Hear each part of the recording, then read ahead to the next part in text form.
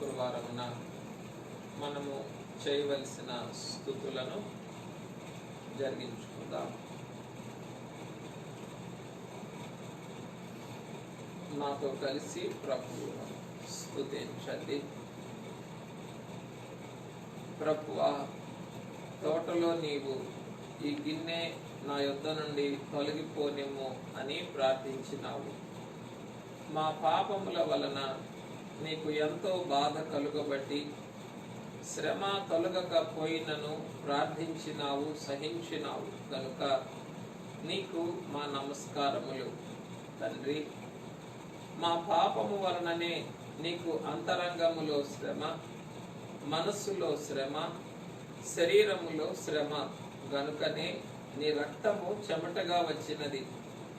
నా నిమిత్తము ఇంటి గొప్ప శ్రమ అనుభవించినావు గనుక నీకు స్తోత్రములు. యోధా నిన్ను ముద్దు పెట్టుకొని అప్పగించెను. ఇది నీకు గొప్ప విచారము అయినను నీవు అతనిని శపింపలేదు. ఇలాగున శత్రువులను క్షమించుటకు మాకు మాదిరి నేర్పిన ప్రభువా, నీకు పరిశుద్ధ నుతులు. పేతురు చెవినరుకుట పిశాచి పని. అట్లు చేసిన పేతురునకు కత్తిని గూర్చిన బోధ చేసి పేతురును క్షమించి ప్రభువా, నీకు నిత్య జీవస్తుతులు. నీ శిష్యులలో ఒక్క యోహాను తప్ప తలగానున్న పేతురును, పాదముగానున్న ఇస్కరియోతు యోధాను తప్పిపోవుట మాత్రమే గాక అందరూ పారిపోయిరి. ఇది నీకెంత విచారము! అయినను నీవు వారిపై కోపించలేదు. ఇట్లే విశ్వాసులు కూడా శ్రమలలో ఆదరించు స్నేహితులు లేక ఎందురనియు మాకు బోధ చేసిన ప్రభువా, నీకు ప్రణతులు. ముద్దాయి వలె నీ చేతులు వెనుకకు కట్టి నిన్ను యెరూషలేము వీధులలో నడిపించినారు. ఇది నీకెంత అవమానము! మా పాపములను బట్టి వచ్చిన ఈ అవమానమును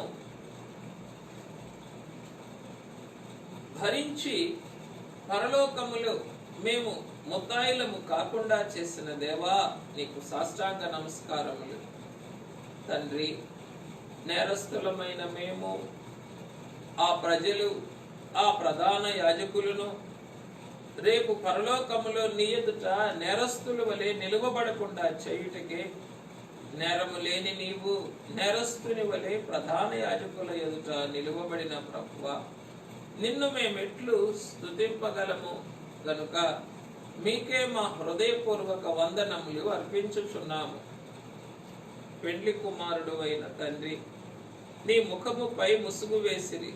ఎందుకనగా పాపము చేయు మేము నీ ముఖమునకు మరుగుగా లేమనియు నీ కన్ను మమ్మును చూచుచున్నదన్న విషయమును మా మనోనేత్రము నీకు కొరడాలతో నిన్ను కొట్టినప్పుడు నీ శరీరం అంతయు రక్తసిక్తమాయను. మా రక్తమునకు నీకు శిక్ష, మాకు రక్ష. రక్తాపరాధమునకు మమ్మను కొట్టవలసినది, మా రక్తము చిందింపవలసినది, కానీ నీ రక్తము మాకు బదులుగా చిందించిన ప్రభువా, నీకు నిత్య సంస్తుతులు. కోర్టులో నీ నేరము కనబడు లేదన్న మాట వినబడినను గవర్నమెంట్కు పన్నియవద్ద తిరుగుబాటు చేయించుచున్నాడని లేనిపోని నేరములు నీపై పడుటను బట్టి నిన్ను అనుసరించు వారు నిర్దోషులైనను వారిపై లోకముచే లేనిపోని నేరములు వేయబడునను జ్ఞానకాంతి మాకు అనుగ్రహించిన ప్రభువా, మా జ్ఞానమునకు తోచినన్ని స్తుతులు చేయుచున్నాము. తండ్రి, మానవులు ఒకరి హేళన చేసుకొనుట దేవుని హేళన చేయుటయే అనే విషయమును మాకు తెలియజేయుటకే నీవు 5 కోర్టులలోనూ హేళన పొందినావు గనుక ప్రభువా, నీ తగినతార్పణలు. తండ్రి, నీలో ఏ నేరని పిలాతునకు తెలిసినను యూదులకు భయపడి పిరికివాడై నిన్ను సిలువకు అప్పగించినట్లు మేమును నిన్ను ఒప్పుకొనుటకు పిరికివారముగాను మా నేరమును భరించిన ప్రభువా, నీకు మా తండ్రి రాబోవు తీర్పు మాకు లేకుండా చేయుటకు పిలాతు అన్యాయపు తీర్పును పొందిన ప్రభువా నీకు అనంతకాల స్తుతి.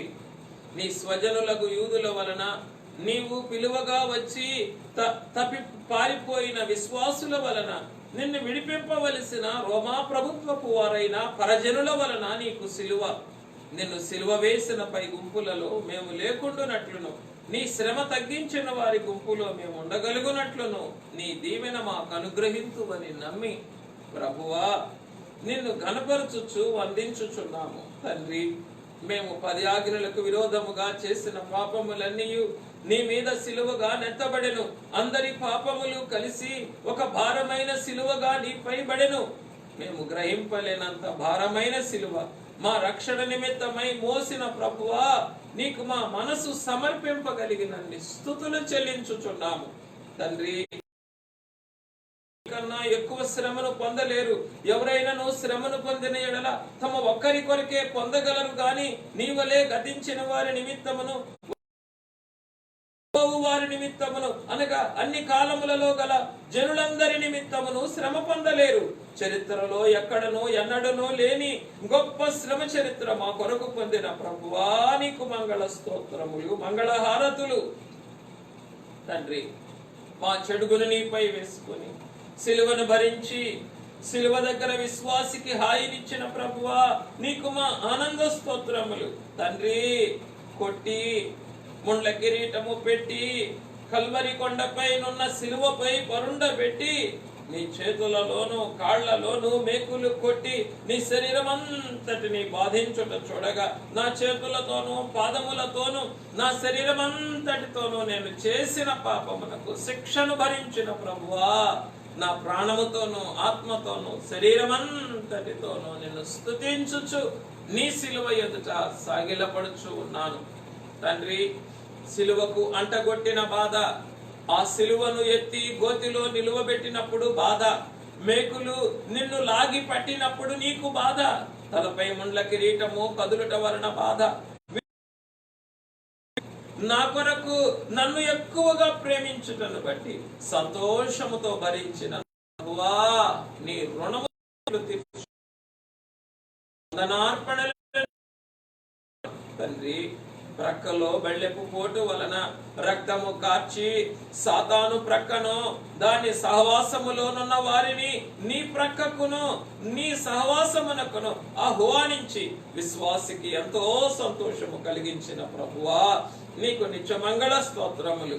తండ్రి, గెత్సెమనిలో పడిన శ్రమకు చెమట రావలెను గాని రాకూడని రక్తము వచ్చుటయును, సిలువపై బళ్ళెముతో ప్రక్కలో పొడవగా రక్తము కారవలసినది గాని రాకూడని నీరు వచ్చుటయును చూడగా ఎంత సహించినను ఈ ప్రజలు మారకున్నారను మనోదుఃఖము వలనను ఎవరనూ గ్రహింపలేని మనోవేదన వలన నీ గుండె నీరగునట్లుగా చేసిన ప్రభువా, నీ గుండె నీరగునట్లుగా చేసిన శ్రమను నా కొరకు భరించిన ప్రభువా నీకు అనంత కోటి ముతులు. తండ్రి, మేలు తలంచిన నీ శిరస్సున మరలా ముండ్ల కిరీటము వేయకుండా, మేలు చేసిన నీ చేతులలో మరలా శీలలు కొట్టకుండా, మేలు చేయుటకు నడిచిన నీ పాదములలో మరలా మేకులు కొట్టకుండాను, పాపులను చేర్చుకున్న నీ ప్రక్కలో మరలా బళ్ళెము పొడవకుండా, నా పాదముల చెడు ద్వారా నా చెడు నడతల ద్వారా మరలా నిన్ను సిలువ వేయకుండా కాపాడుదు అని నమ్మి నిన్ను నా అంతరంగమంతటితోనూ బహిరంగమంతటితోనూ స్తుతించుచున్నాను. ఈ మా స్తుతులను జయశీలుడైన క్రీస్తు ప్రభువు ద్వారా చెల్లించుచున్నాము తండ్రి. ఆమేన్. కూర్చుందాం.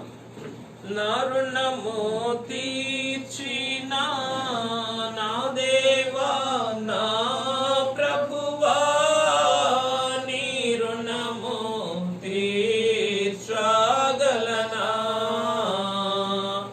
నా రుణము తీర్చిన నా దేవా నా ప్రభువా నీ రుణము తీర్చగలనా, నీవు నా ఋషివై బోధించి నా బదు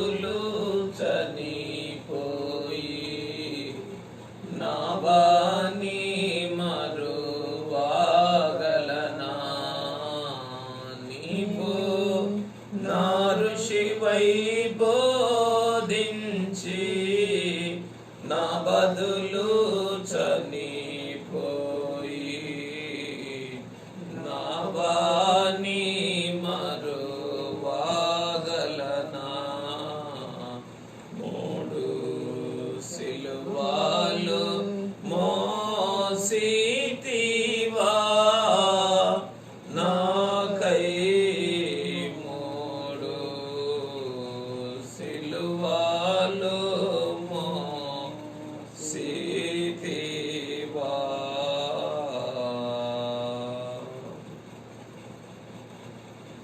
దేవుని పరిశుద్ధమైన వాక్యమును చదువుకుందాం. యోహాను గారు రాసిన సువార్త 19వ అధ్యాయము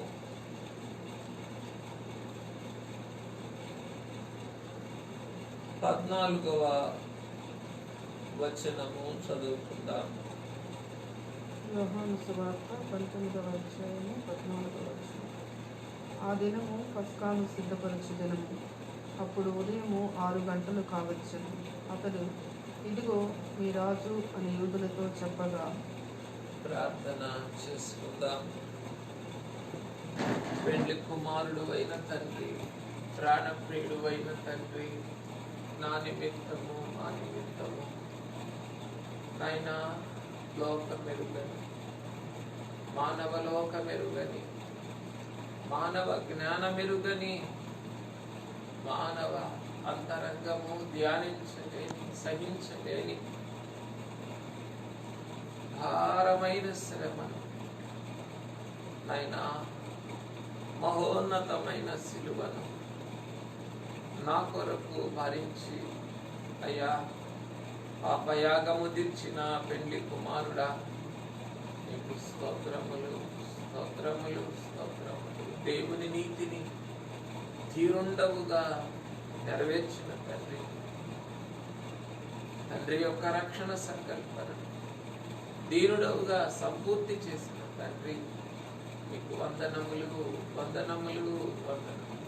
తండ్రి, మానవ మాతృలమైన మేము అయా నీ మహిమాన్వితమైన సిలువ ఎదుట ఇదిగో మా కొరకు నాయనా సిలువ వేయబడిన ఈ మహాశుక్రవార దినమున మీ ఎదుట అయ్యా సాగిలపడి స్తుతించుటకును, మీ సిలువను తేరి చూచి ధ్యానించుటకును, నా కొరకు మా కొరకు మీరు సిలువపై పలికిన మాటలను అయ్యా మనస్సుతో మురియుచు ధ్యానించి తరించుటకును మీ వద్దకు వచ్చుచు ఉండగా మమ్ములను కనికరించి ఆత్మ తండ్రి మీ అనుగ్రహమును మా మీద కప్పి ప్రాణప్రేమి యొక్క మహోన్నతమైన మహిమాన్వితమైన సిలువ ధ్యానమును మాకు అనుగ్రహించుమని ప్రాణప్రియుడైన క్రీస్తు నామమున స్తుతించి సమర్పించుచున్నాము తండ్రి. ఆమేన్. పెండ్లి కుమారుడైన క్రీస్తు ప్రభువు యొక్క మహోన్నతమైన మహిమాన్వితమైన మంగళకరమైన సిలువ నుండి పెండ్లి కుమారుని యొక్క అంతరంగ శ్రమానుభవమును ఆత్మ తండ్రి మన మానవ హృదయాత్మలకు ప్రత్యక్షపరిచి ధరింపచేసి పెండ్లి కుమారునికి సారూప్యములోనికి మారిన పెండ్లి కుమార్తెగా మార్చుకొని మహిమ పొందును గాక.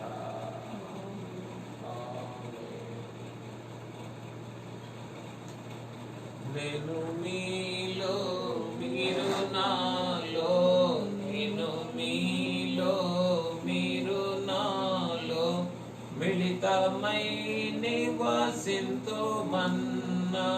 మిళితమై నివసింతుమన్నా. యేసు నామమెంతో మధురం, యేసు నామం మధురం మధురం మధురం, యేసు నామమెంతో మధురం. పెండ్లి కుమారుడైన క్రీస్తు ప్రభువు యొక్క మహిమాన్వితమైన సిలువను ధ్యానించుటకు ఏతించిన మనలను ఆత్మ తండ్రి పెండ్లి కుమారుని సిలువ ధరికి ఆకర్షించుకొని ఆయన శ్రమల అంతరంగము యొక్క సహనమును మన శరీర ప్రాణాత్మలకు ధరింపచేసి ఆయన సిలువపైకి ఎత్తబడిన రీతిని మనలను మహిమ మేఘమునకు ఆయత్తము చేసుకొనును గాక. ఆమేన్. సిలువ ధరికాకర్షించుము కలుడను ఘోర పాపిని. సిలువ ధరికాకర్షించుము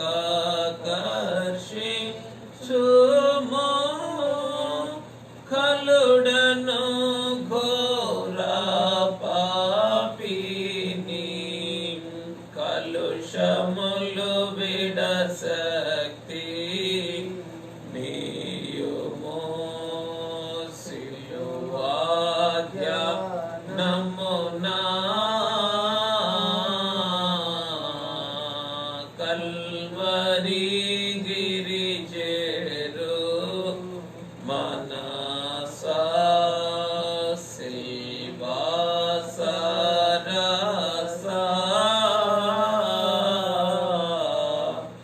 కల్వరి గిరి చేరు మనసా.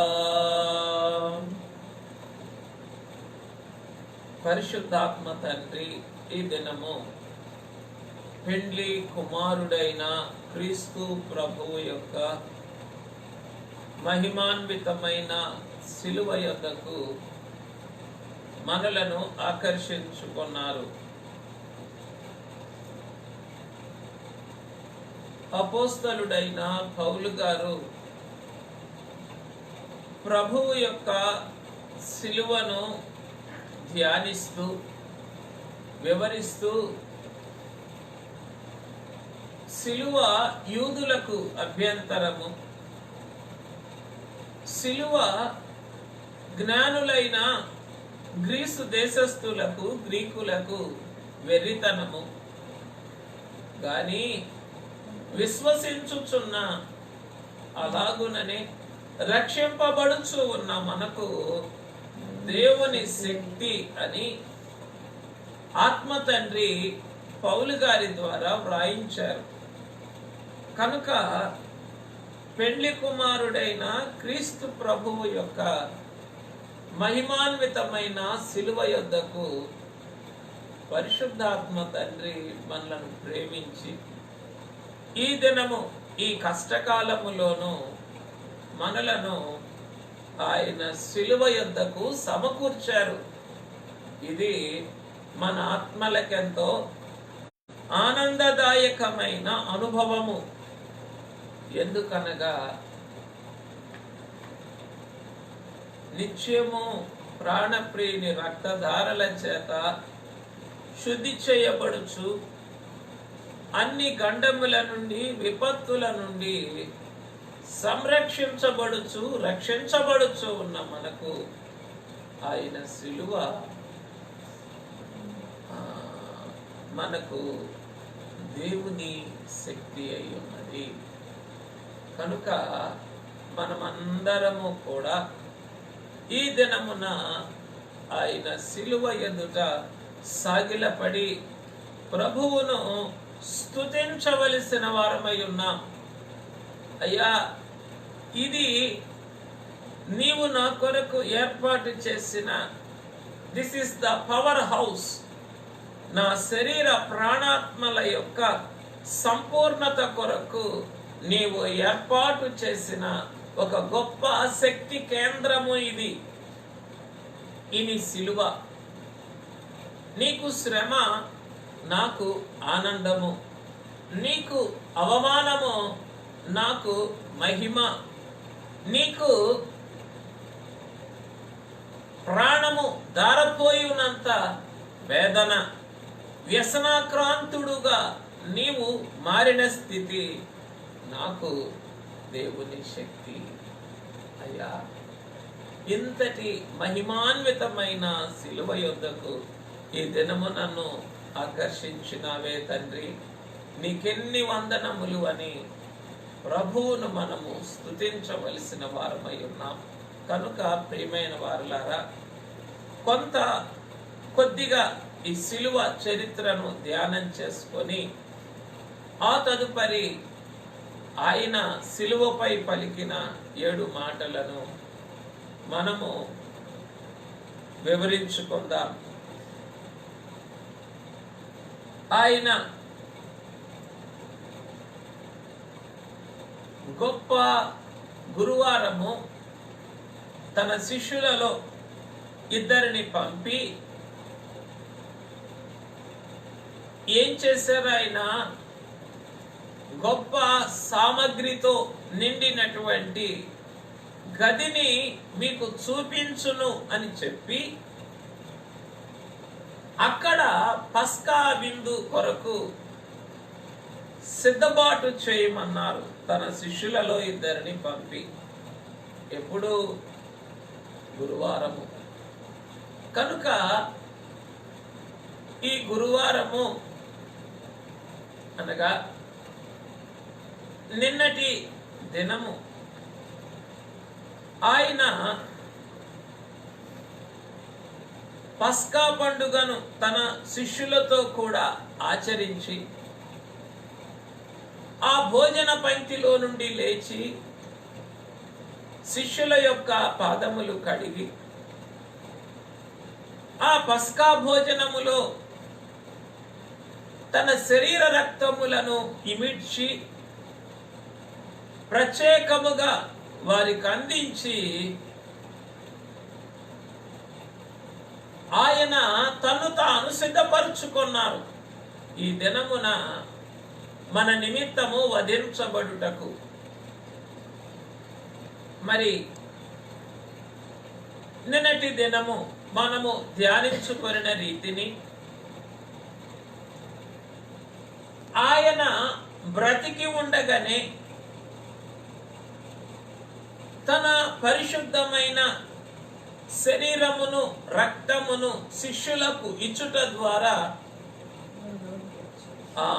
వారిలో జీవించుటకు ఆయన సిద్ధపడ్డారు, ఇచ్చివేసుకున్నారు. వారిలోనికి వచ్చివేసిన ఆయన తదుపరి ఈ దినము ఏం చేసుకున్నారు? ఆయన తను తాను అప్పగించుకున్నారు మనుషులకు. ఇక ఆయన జీవము, ఆయన శరీరము ఎక్కడున్నది? చిన్ని సంఘమునకు సాదృశ్యముగా ఉన్న ఆ శిష్యులలో ఉన్నది. మరలా ఏం చేశారు? ఆయన ఆ జీవమును, ఆ జీవములో ఉన్న ప్రాణమును బట్టి చెప్పండి పునరుద్ధానమయ్యారు. అందుకే ప్రభు అన్నారన్నమాట, ఏమని? నా అంతటా నేనే నా ప్రాణమును పెట్టుచున్నాను, దానిని పెట్టుటకును తిరిగి తీసుకొనుటకును నాకు అధికారము కలదు. కనుక ఈ గురువారము రాత్రి పస్కా విందులో తన శరీర రక్తములను వారికి వడ్డించి వారిలోనికి ఆయన వెళ్ళిపోయారు. ఆ తదుపరి ఆయన కీర్తన పాడి పస్కా క్రమములో పాడవలసిన కీర్తనలను పాడి ముగించి ఎక్కడికి వెళ్ళారు? గెత్సెమనే వెళ్ళారు. గెత్సెమనేలో వేదన పడక పూర్వము యోహాను సువార్త 17వ అధ్యాయములో ఉన్న విలువైనటువంటి ప్రార్థనను ఆయన చేసి సత్యమందు వారిని ప్రతిష్ఠించి, తండ్రి నేను ఈ లోకమును విడిచి నీ యొద్దకు వచ్చుచున్నాను గనుక నీ చేతికి వీరిని అప్పగించుచున్నాను. నీవు నాకు అనుగ్రహించిన నీ నామమందు వారిని కాపాడి తిని, ఇకను నీవు వారిని కాపాడుము అని తండ్రి చేతికి అప్పగించి, లెండి ఇక్కడ నుండి వెళ్ళుదము అని తన శిష్యులను బయలుదేరజేసి ఎక్కడికి వెళ్ళారు? ఆయన ఒలీవల వనమనబడిన కొండకు వెళ్ళి, అనగా ఒలీవల కొండకు వెళ్ళి అక్కడ రాత్రి వేద దూరము వెళ్ళి ప్రార్థన చేశారు. ఆ ఒలీవల కొండలో ఆయన చేసిన ఆ అమూల్యమైన ప్రార్థనయే శిలువ యొక్క అంతరంగ చరిత్ర. ఆ అంతరంగ చరిత్ర అంతటిని కూడా గురువారం రాత్రి ముగించి, మరి మా ఆత్మీయ తండ్రి రెవరెండ్ ఎస్ సమూయేలయ్య గారు చెప్పిన రీతిని ఆ పాపపు పాత్రలోనిదంతా కూడా త్రాగివేసి, అనగా లోకములో చెడుగును కీడును పాపమును జరిగించిన దయ్యములన్నీ కూడా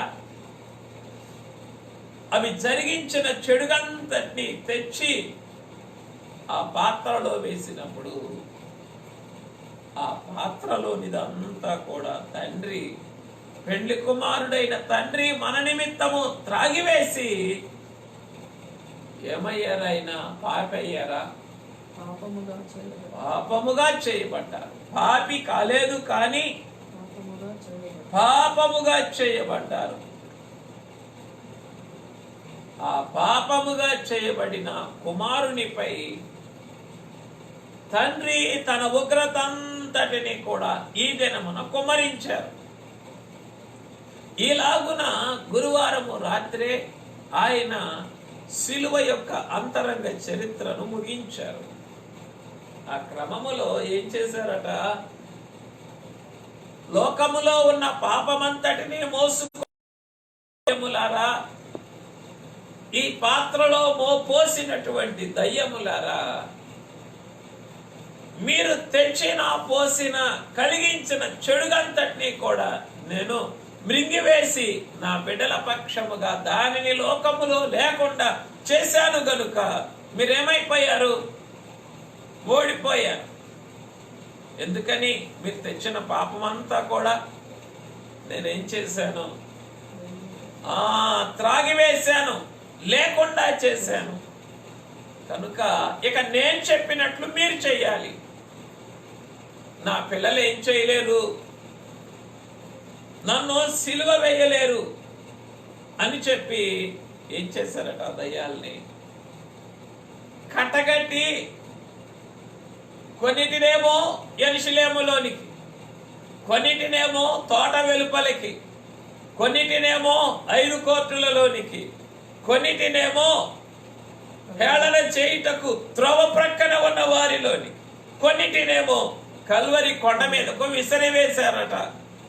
ఏం చేయడానికి? ఆయనను సిలువ వేయడానికి. మనిషిలో కొంతైనా కూడా ఏముంటుంది? కనికరం ఉంటుంది, జాలి ఉంటుంది, మానవత్వం ఉంటుంది. ఆయన సిలువ వేయబడిన క్రమములో ఈ 3 కూడా మరుగు చేయబడ్డాయి. జాలి, కనికరము, మానవత్వము మరుగు చేయబడ్డాయి. అంటే మనుషులు ఆయనను సిలువ వేయ సంపూర్ణముగా సిలువ వేయలేరని ఏం చేశారు? ఆయన ఆ దయ్యములకే అప్పగించారు. ఆ క్రమములోనే గెత్సెమనెలో ఆయన ప్రార్థన చేసి ముగించిన పిదప ఎవరొచ్చారు ఆయన దగ్గరికి? ఆయన్ని పట్టుకోవడానికి ప్రజల పెద్దలతోనూ ప్రధాన యాజకులతోనూ ధర్మశాస్త్రోపదేశకులతోనూ యోధా వచ్చాడు ఆయన అప్పగించడానికి. సైనికులతో వచ్చాడు, బంట్రోతులతో వచ్చాడు, కత్తులతోనూ గుదియలతోనూ వచ్చారు. వారందరూ కూడా ఆయనే వారి దగ్గరికి వెళ్ళి అడిగారు, ఏమని? మీరెవరిని వెతుకుచున్నారు అని. వారందరూ ఏమన్నారు? నజరేయుడగు యేసును అని అన్నారు. అప్పుడు ఆయన ఏమన్నారు? నేనే అని అన్నారు. నేనే అనగానే ఏమైపోయారు? అందరూ పడిపోయారు. ఆయన ఆ సమయములో మరలా వారిని తిరిగి లేవనెత్తకపోతే పడిన వారు మరలా లేవగలరా? లేవలేదు. ఆయనే లేవనెత్తారు. లేవనెత్తి చెప్పండి, మానవులైతే గ్రహించుకునేవారేమని? నేనే యేసుననగానే మేమేమైపోయాం? అయ్యో, నేనే యేసునని చెప్పినంత మాత్రానే మేము పడిపోయామే, ఆయన మాటకే పేరుకే పడిపోయామే, ఆయన మీద చెయ్యి వేయగలమా అని ఆలోచించుండేవారు. కానీ మారు మనస్సు లేని దయ్యములు వారిలో ప్రవేశించినవి కనుక ఆయన తిరిగి లేపినప్పుడు మరలా నేనే యేసును అన్నప్పుడు ఏం చేశారు వారు? అని పట్టుకుంటారు. కనుక ఈలాగున ఏం చేశారు ఆయన? అక్కడ కొన్ని, అక్కడ కొన్ని, అక్కడ కొన్ని. ఇది అంతరంగ చరిత్ర. ఇది నమ్మాలి అని అంటే సిలువను అంతరంగ దృష్టితో మనము చూచేటటువంటి అనుభవమే మనకు కావాలి. రైట్. ఇలాగున ప్రార్థన చేసి ముగించి పాత్రలోనిదంతా కూడా త్రాగివేసి తన 3 శిష్యులను తీసుకొని తోట వెలుపలికి ప్రారంభం దగ్గరికి వచ్చారు ఆయన. అక్కడ ఎప్పుడైతే ఇదిగో ఈ బంట్రౌతులు సైనికులందరూ ఎదురయ్యి ఆయనను పట్టుకున్నారో అప్పుడు శిష్యులందరూ కూడా పారిపోయారు. అక్కడ పట్టుకున్నటువంటి ప్రభువును ఆ రాత్రి కాలం అంతా కూడా 5 కోర్టులకు తిప్పారు. 5 కోర్టులకు తిప్పారు. ప్రధాన యాజకుని కోర్టుకు తిప్పారు. ప్రధాన యాజకుని మామ దగ్గరకు తీసుకొని వెళ్ళారు, అనగా అన్నా దగ్గరకు తీసుకొని వెళ్ళారు. కైఫ దగ్గరకు తీసుకొని వెళ్ళారు. పిలాతు దగ్గరికి తీసుకొని వెళ్ళారు.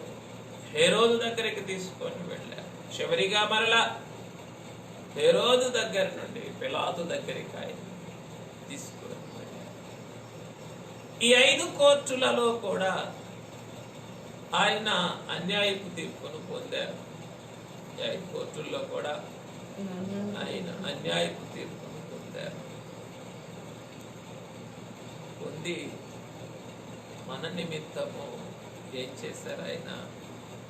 చెప్పండి. యోహాను సువార్త 19వ అధ్యాయము 17వ వచనం. వారు యేసును తీసుకొని పోయిరి. ఆయన తన సిలువ మోసుకొని కపాల స్థలమన్న చోటికి వెళ్ళారు.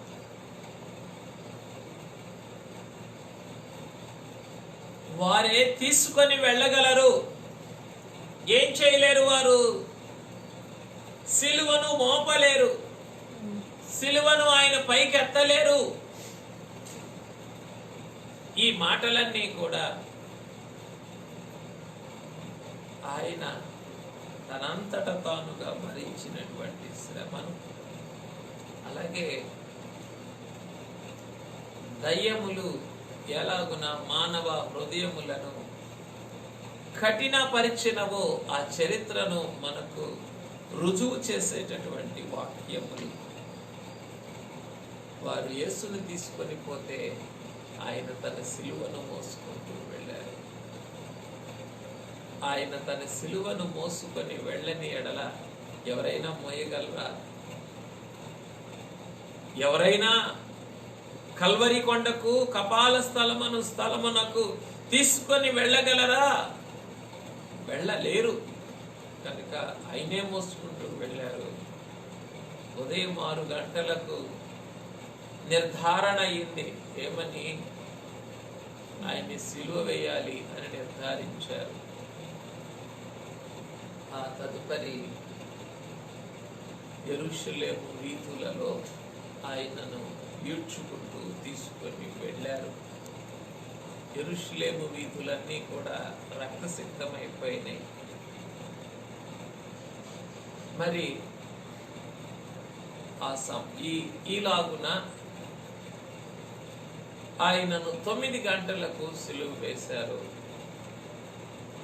9 గంటల నుండి 12 గంటల వరకు సిలువపై వెలుగున్నది. అంటే మనుషులకు సిలువ కనబడుతూ ఉన్నది. 12 గంటల నుండి 3 గంటల వరకు సిలువను గడాంధకారమే కమ్మివేసినది. దానికి భక్తులు చెప్పారు ఏమని? తండ్రి చేతిలో కుమారుడు సిలువ వేయబడుట సూర్యుడు చూడలేక ఏం చేశాడట? తన ముఖమును కప్పుకున్నాడు అని. కనుక 12 గంటల నుండి 3 గంటల వరకు చెప్పండి, సిలువనే గాఢాంధకారం కమ్మింది. ఇది ఆయన మన కొరకు వేయబడిన సిలువ యొక్క అంతరంగ చరిత్ర. పరిశుద్ధాత్మ తండ్రి యొక్క మహాకనికరమును బట్టి ఈ 40 దినములు ఈ గాఢాంధకారములోని పెండ్లి కుమారుని యొక్క అంతరంగ చరిత్రను ధ్యానించడానికి ఆత్మ తండ్రి వీలు కలిగించారు. అందును బట్టి ఆయనకే మహిమ కలుగును గాక. ఆమేన్. కనుక ఇది స్థూలముగా సిలువ యొక్క చరిత్ర. 6 గంటలు ఆయన సిలువపై ఉన్నారు. మొదటి 3 మాటలు ఆయన సిలువ పైనున్న వెలుగు కాలములో, అనగా మానవులు చూచుచూ ఉన్న సమయములో పలికారు. చివరి 4 మాటలు ఆయన గాఢాంధకారములో పలికారు, ముగింపు కాలములో పలికారు. చివరికి తండ్రి, నీ చేతికి నా ఆత్మను అప్పగించుకొనుచున్నాను అని చెప్పి రక్తమంతయు కార్చి శ్రమంతయు భరించి తన ఆత్మను తండ్రి చేతికి అప్పగించుకున్నారు ఆయన. అదే ఏమిటి? తండ్రి చేతికి అప్పగించుకొని తల వంచి ప్రాణం అర్పించారు. తల వంచి ఇవన్నీ కూడా ఎన్నో ఆత్మీయమైన సత్యములు, మర్మములు మా ఆత్మీయ తండ్రి గారు బోధించినవి. ఎవరైనా మరణించిన పిదప తల వంచుతారు. ఈయన మరణించక పూర్వమే తల వంచి మరణమును ఆహ్వానించారు. లేని ఎడల మరణమునకు ఆయన పైన అధికారము లేదు. జీవాధిపతి వద్దకు మరణము రా చాలదు, రా నేరదు గనుక ఏం చేశారట ఈయనే? I'm bending my head down అని చెప్పి ఏం చేశారు? మరణాన్ని ఆహ్వానించారు, మరణించారు. అందును బట్టి తండ్రి నీకు స్తోత్రములు అని ఈ చరిత్ర అంతటిని బట్టి కూడా మనం స్తుతించాలి. ఈ చరిత్ర అంతటిలో శ్రమానుభవమే, ఈ చరిత్ర అంతటిలో ప్రేమానుభవమే, ఈ శ్రమ చరిత్ర అంతటిలో అనేకమైన మాటలు ఆయన పలికారు. సిలువుపై పలికిన 7 మాటలు మాత్రమే కాదు, కానీ ఈ శ్రమ చరిత్రలో ఆయన పలికిన మాటలన్నిటినీ కూడా మనమే జ్ఞాపకం చేసుకోవాలి.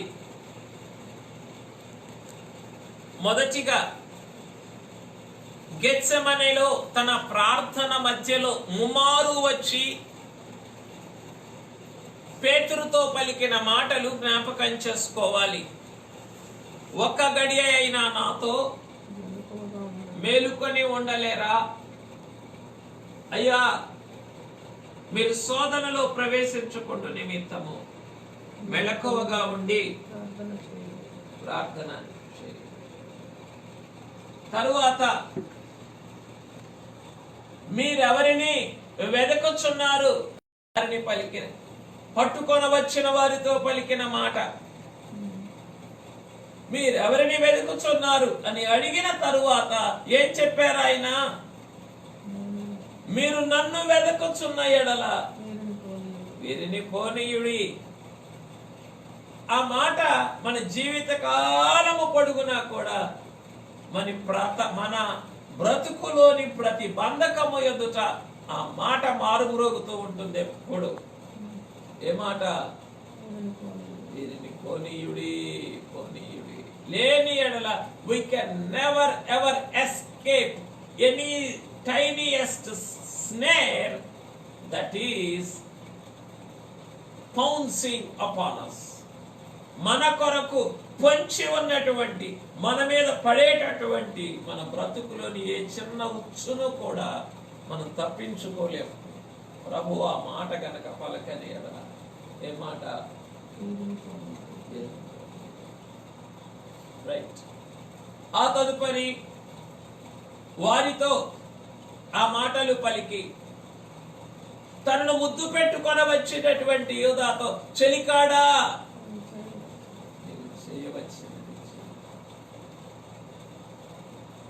ఇది ఈ మాట కూడా ఆయన యొక్క సంపూర్ణమైన సిద్ధపాటు. మనుషుల చేతికి అప్పగించబడుటకు ఆయన ఎంత పూర్ణాంగీకారము కలిగి ఉన్నారు.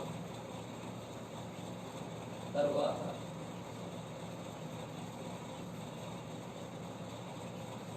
చెలికాడా అని పిలుచుట ద్వారా యోధాకు ఆయన అందించిన ప్రేమ హస్తము, స్నేహ హస్తము.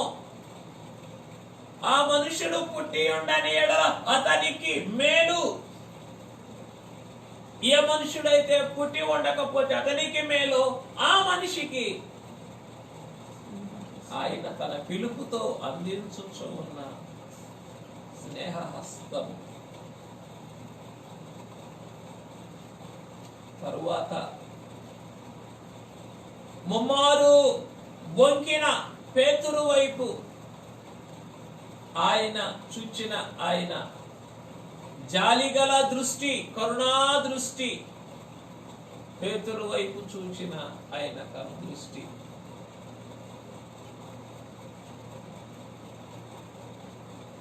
తరువాత 5 కోర్చులలో ఆయన మాట్లాడిన మాటలు, తన పరలోకపు చరిత్రను ప్రధాన యాజకులకు ప్రత్యక్షపరిచిన మాటలు, పిలాతు ఎదుట ఆయన కనపరిచినటువంటి మౌనము, ఆయన కనపరిచినటువంటి ధీరత్వము. ఏమిటా ధీరత్వం? పరలోకము నుండి నీకు అనుగ్రహించబడితేనే తప్ప నా మీద నీకు ఏ అధికారము కూడా ఉండదు. భయపడిపోయాడు పిలాతు. ఈ మాటకి గజగజలాడిపోయాడు పిలాతు. అమ్మో! అందుకే యోహాను గారు రాశారన్నమాట, ఎప్పుడైతే ఆ మాటను బట్టి, చూడండి 19వ అధ్యాయం 12వ వచనం యోహాను సువార్త, ఈ మాటను బట్టి పిలాతు ఆయనను విడుదల చేయుటకు యత్నము చేసెను గాని యూదులు నీవితని విడుదల చేసితివా?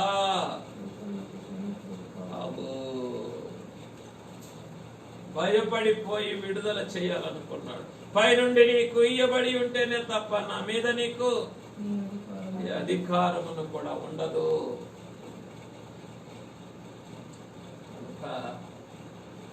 పిలాతు ఎదుట ఎంత మౌనము కనపరిచారో అంత గంభీరమైనటువంటి మాటలను కూడా పలికారు. అయిపోయింది. తర్వాత ఇవన్నీ కూడా మనం ఒక్కొక్క సందర్భాన్ని రాసుకొని, ఇదిగో తోటలో శత్రువుల ఎదుట పలికిన మాట, తోటలో శిష్యులతో పలికిన మాట, తోట వెలుపల యోధాతో పలికిన మాట, 5 కోర్టులలో యాజకులతో పలికిన మాట, తరువాత బంట్రౌతుల ఎదుట పలికిన మాట. ఏ మాట? నేను కాని మాట ఆడని ఎడల నీవేళ నన్ను కొట్టుచున్నావు. బంట్రౌతులతో పలికిన మాట. ప్రధాన యాజకుల దగ్గర విచారిస్తూ ఉన్నప్పుడు ప్రభువు పలికినటువంటి మాటకు బంట్రౌతికే కోపం వచ్చింది.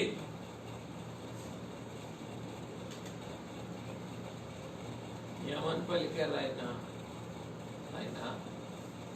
నేను దేవాలయంలో యోహాను సువార్త 18వ అధ్యాయం 19వ వచనం, ప్రధాన యాజకుడు ఆయన శిష్యులను గురించి, ఆయన బోధన గురించి యేసును అడుగగా, యేసు, నేను బాహాటముగా లోకము ఎదుట మాట్లాడి తిని యూదులందరూ కూడి వచ్చు సమాజ మందిరములలోను దేవాలయములోను ఎల్లప్పుడూ బోధించి తిని రహస్యముగా నేనేమియో మాట్లాడలేదు. నీవు నన్ను అడుగనేలా? నేను వారికి ఏమి బోధించినది విన్నవారిని అడుగుము. జీవితకాలం అంతా విన్నారు. విని మరలా మరణము పొందుటకు మరణించుటకు సిద్ధమై ఉన్న రక్షకుని మరణింపచేసే సమయంలో ఏమంటా ఉన్నారు? ఏంటి నీ బోధ అని అడుగుతున్నారు. అందుకని ప్రభు ఏమన్నారు? నేను ఎల్లప్పుడూ మీ ఎదుట బోధిస్తూనే ఉన్నాను, మీరు వింటూనే ఉన్నారు కనుక ఏం చేస్తారు మీరు? విన్నవారిని అడగండి, వారు చెప్తారు. మీకు నేను చనిపోయిన తర్వాత కూడా చెప్తారు. రహస్యముగా నేనేమీ మాట్లాడలేదు. నీవు నన్ను అడుగనేలా? నేను వారికి ఏమి బోధించినది విన్నవారిని అడుగు. ఇదిగో నేను చెప్పినది మీరు ఎరుగుదురని అతనితో చెప్పాను. ఆయన మాటలు చెప్పినప్పుడు దగ్గర నిలిచి ఉన్న బంట్రౌతుల్లో ప్రధాన యాజకునికి ఇలా ఉత్తరమిచ్చుచున్నావా? When he was under the trial, ఆయన ఇంకా విచారణలో ఉన్నప్పుడే ఈ బంట్రౌతు ఏం చేశాడు?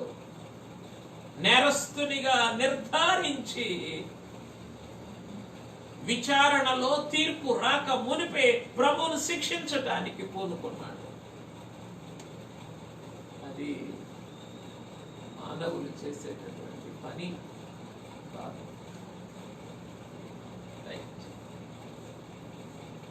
ప్రధాన యాజకునికి ఇలాగ ఉత్తరమిచ్చుచున్నావా అని చెప్పి యేసు నా చేతులు పడిపోతే, యేసు, నేను కాని మాట ఆడిన ఎడల ఆ కాని మాట ఏదో చెప్పుము, మంచి మాట ఆడిన ఎడల నన్నేలా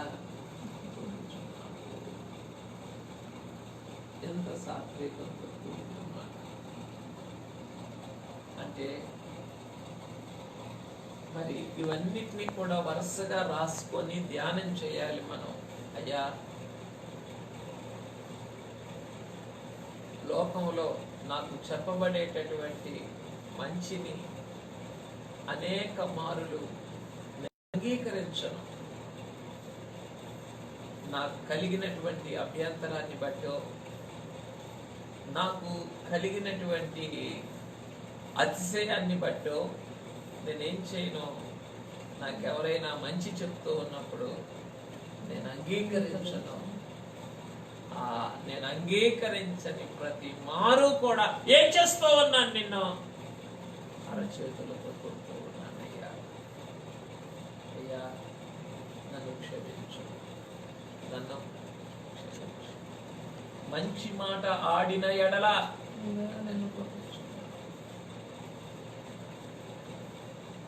మనకి ఇష్టం లేని వారు ఎవరైనా మంచి చెప్తే మనం ఏం చెయ్యం, అంగీకరించాం.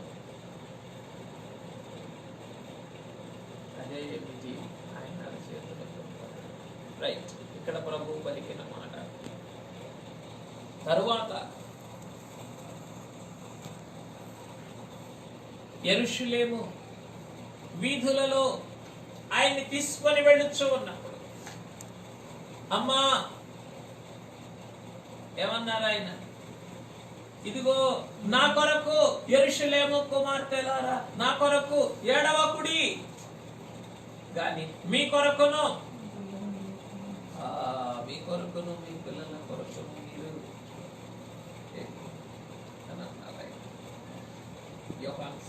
లూకా సువార్త 23వ అధ్యాయం 28వ వచనం. యేసు వారి వైపు తిరిగి, యెరూషలేము కుమార్తెలారా, నా నిమిత్తము ఏడ్వకుడి, మీ నిమిత్తమును మీ పిల్లల నిమిత్తమును ఏడ్పుడి.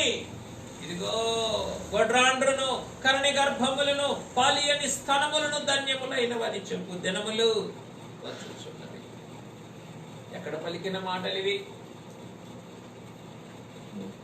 యెరూషలేము వీధులలో ఆయన సిలువను మోసుకుంటూ వెళ్తున్నప్పుడు ఆయన పలికినటువంటి మాటలివి. ఈ సిలువ చరిత్రలోని ఈ మాటలన్నిటినీ ఒక్కొక్కటిగా ఒక్కొక్క సందర్భమును చూస్తూ మనోదృష్టితో ఏం చేయాలి? మనం ధ్యానించాలి, సంతోషించాలి, ఒప్పుకొనవలసిన వాటిని ఒప్పుకోవాలి, అంగీకరించవలసిన వాటిని అంగీకరించాలి, ధ్యానించాలి. ఆయన మాదిరిని మనం ఏం చేయాలా? అనుకరించాలా, ధరించుకోవాలి. అప్పుడు ఆయన మాటలలో ఉన్న జీవము మనలోనికి వస్తుంది. రైట్, ఇంకా చెప్పారు ఆయన, ఏమన్నారు? అప్పుడు 30వ వచనం, లూకా సువార్త 23వ అధ్యాయం 30వ వచనం. అప్పుడు మా మీద పడుడని పర్వతములతోనూ మమ్ము కప్పుడని కొండలతోనూ జనులు చెప్పసాగుదురు. వారు పశ్చిమ్రానుకే ఇలాగు చేసిన ఎడల ఎండిన దానికేమి చేయుదురో. ఏమిటో ఆయన జీవితం అంతా బోధిస్తూనే ఉన్నారు. శ్రమ చరిత్ర అంతా కూడా ఆయన బోధిస్తూనే ఉన్నారు. అయ్యో ఓ మానవులారా, పశ్చిమ్రానికే ఇలాగు చేసిన ఎడల ఎండిన దానికి ఏ దినాలు చూస్తూ ఉన్నారు ఆయన? మా మీద పడుడని పర్వతములతోనూ మమ్మను కప్పుడని కొండలతోనూ జనులు. ఈరోజు నన్ను సిలువ వేస్తూ మీరు మోసుకు తీసుకుని వెళుతూ ఉన్నారు. అందును బట్టి మీరు బహిరంగముగా ఏడుస్తూ ఉన్నారు. కానీ మీ పిల్లలు, మీ తరువాతి తరము వారు మీరు పొందబోయేటటువంటి ఉగ్రతను గురించి, మీరు అనుభవించబోయేటటువంటి ఉగ్రతను గురించి మీరేం చేస్తారు? దుఃఖపడండి, దాని గురించి ఆలోచన చేయండి. మీ మీదికి రాబోయేటటువంటి ఆ దేవుని ఉగ్రతలో ఏమనంటారట? మమ్మను కప్పండి అని కొండలతోనూ, మా మీద పడండి అని రైట్. ఇవి ఆయన పలికినటువంటి మాటలు. అలాగే మరి ఈ క్రమములో ఆయన సిలువ మీదకు వచ్చి అక్కడ కూడా ఏం చేస్తూ ఉన్నారు? తన యొక్క బోధని కొనసాగిస్తూనే ఉన్నారు పెండ్లి కుమారుడు. అందును బట్టి ఆయనకే మహిమ కలుగును గాక. ఆమేన్. ఒక్కొక్క మాటకు ఒక్కొక్క చరణము పాడుకొని 7 మాటల ధ్యానమును చేసుకుందాం. దేవదాసయ్య గారు రాసిన 35వ కీర్తన 7 మాటలు పలికినావా అనే కీర్తన. 7 మాటలు పలికినావా ప్రభువా, 7 ముఖ్యాంశములు ఎరుక పరచితివా. 7 మాటలు పలికినావా ప్రభువా, 7 ముఖ్యాంశములు ఎరుక పరచితివా. 7 మాటలు పలికినావా దేవుండవు కాని ఎడల నిన్ను తీటి చంపు వారిన్ క్షమింపగలవా. జీవమయ్యుండని ఎడల నిన్ను చావు దెబ్బలు గొట్ట సహింపగలవా. 7 మాటలు పలికినావా ప్రభువా, 7 ముఖ్యాంశములు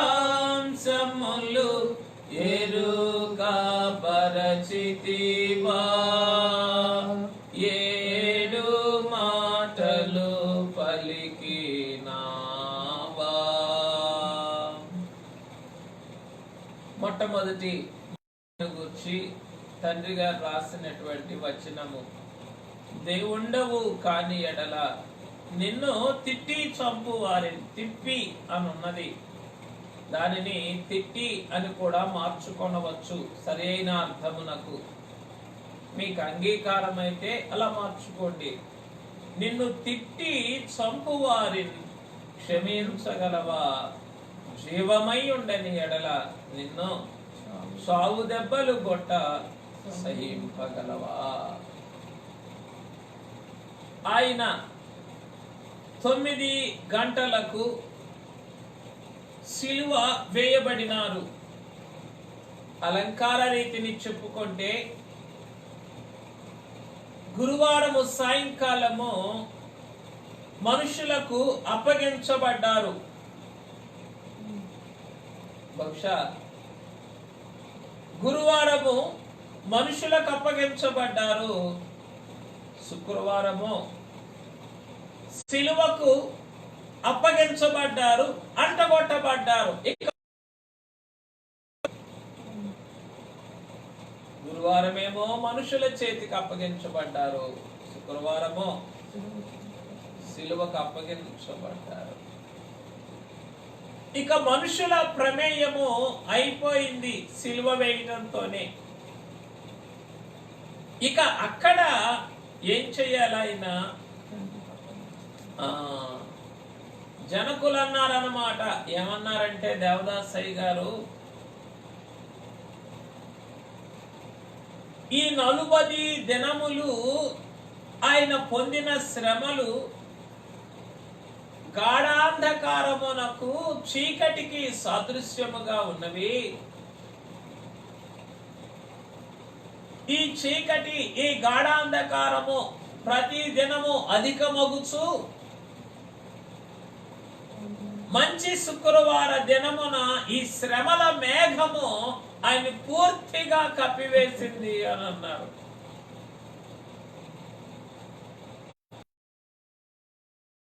ఈ మేఘము ఈ దినమున ఏం చేసింది? శ్రమల వర్షమును సంపూర్ణముగా ఆయన పైన దెమ్మరించి వేసింది. ఆ మేఘం, శ్రమల మేఘములో ఉన్నటువంటి శ్రమలన్నీ కూడా ఒక వర్షం వలె ఏం చేయబడ్డాయి? ఆయన మీదే దెమ్మరించబడ్డాయి.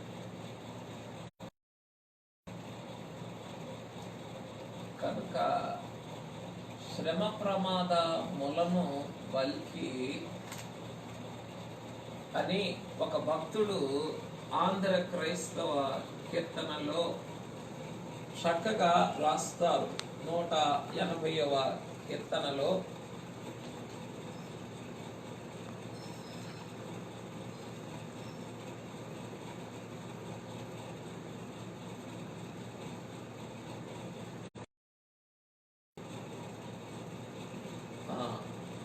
ఆహా మహాత్మ హాస్యారణ్య అనే కీర్తనలో ఆ భక్తుడు ఏమి రాస్తారు అనంటే 196వ కీర్తన 6వ వచనం, శ్రమ ప్రమాదములను గొప్ప శబ్దమెత్తి హా సమాప్తమైన దంచు తెలిపి సమసిపోతివి కదా. కనుక అప్పగింతు తండ్రి నీకు నాత్మనంచును, గొప్ప ఆర్భాటంబు చేసి కూలిపోతివా. ఈ శ్రమల మేఘములోని, ఈ కారు మేఘములోని శ్రమల వర్షమంతా కూడా ఆయన పైన దిమ్మరించబడినప్పుడు ఏం చేశారట? ఆయన కూలిపోయారు అంతే. కనుక ఈ సిలువపై ఆయన పలికిన 7 మాటలను ధ్యానం చేసుకొని, ఒక్కొక్క మాటను ధ్యానం చేసుకొని, ఒక్కొక్క మాటను బట్టి కలిగినటువంటి మేలును బట్టి ప్రభువును స్తుతించి ముగించుకుందాం. మొదటిగా ఆయన సిలువపై పలికిన మాట, తండ్రి వీరేమి చేయుచున్నారో వీరెరుగరు గనుక వీరిని క్షమించుము. లూకాసు వార్తలో ఉన్నటువంటి మాట 23వ అధ్యాయము, లూకాసు వార్త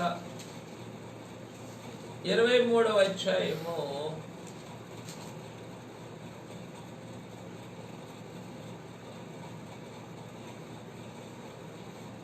34వ వచనం, తండ్రి వీరేమి చేయుచున్నారో వీరెరుగరు గనుక వీరిని క్షమించుము అని చెప్పారు. ఈ మాటలో ప్రభు తండ్రికి చేసిన విజ్ఞాపన మానవులైన వారికి కనపరిచిన క్షమాపణ కనబడుతూ ఉన్నది. స్థూలముగా ఈ మాటలో ఆయన యొక్క క్షమాపణే కనబడుతూ ఉన్నది.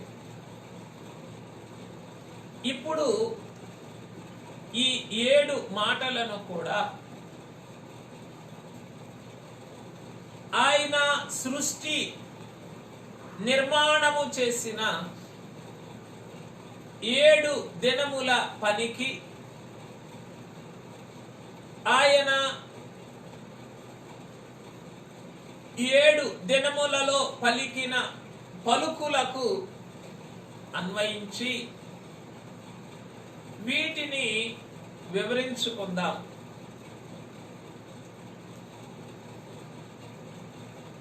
ఆది కాలములో సృష్టి నిర్మాణము కొరకు తండ్రి పలికారు. క్రొత్త నిబంధన కాలములో సంఘ నిర్మాణము కొరకు పెండ్లి కుమారుడు పలికారు. సృష్టి నిర్మాణము ఇదేమో సంఘ నిర్మాణము. సృష్టి నిర్మాణ కాలములో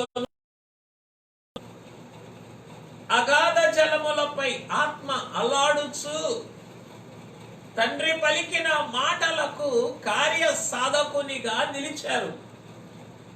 ఎవరు? పరిశుద్ధాత్మ తండ్రి. అలాగే సంఘ నిర్మాణ కాలములోను మనలో కార్యసిద్ధిని కలిగించు తన బలమైనటువంటి క్రియా శక్తిని బట్టి మనలో పోరాడుచు ప్రయాసపడుచున్న వానిగా పరిశుద్ధాత్మ తండ్రి తన సంఘ నిర్మాణ క్రమమును కూడా జరిగించారు. 2 చోట్ల కూడా ఆయన పని రహస్యముగానే ఉన్నది. ఎవరి పని?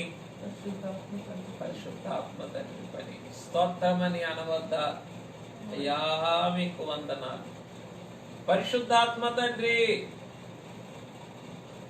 సృష్టి నిర్మాణ క్రమములోనూ మీ ప్రసవ వేదన ఉన్నది. సంఘ నిర్మాణ క్రమములోనూ మీ క్రియాశక్తిని బట్టి మీరు ప్రయాసపడుచు పోరాడుచు ఉన్న మీ ఉచ్చరింప శక్యము కాని మూలుగులతో కూడినటువంటి ప్రసవ వేదన ఉన్నది. నూతన ప్రసవ వేదన ఉన్నది. అయ్యా,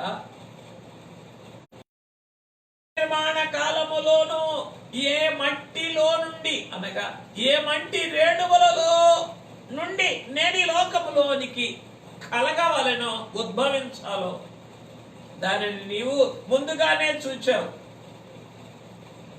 ఆ మట్టి మీద ఈ మట్టి పురుగు కొరకు నీవు అలాడుచు ప్రసవ వేదన పొంది భూమి యొక్క రహస్యమైనటువంటి స్థలములలో, అగాధ స్థలములలో నన్ను విచిత్రముగా నిర్మించావయ్యా, నీకెన్ని వందనాలు అని ఆత్మ తండ్రిని ఏం చేయాలి? మనం స్తుతించాలి.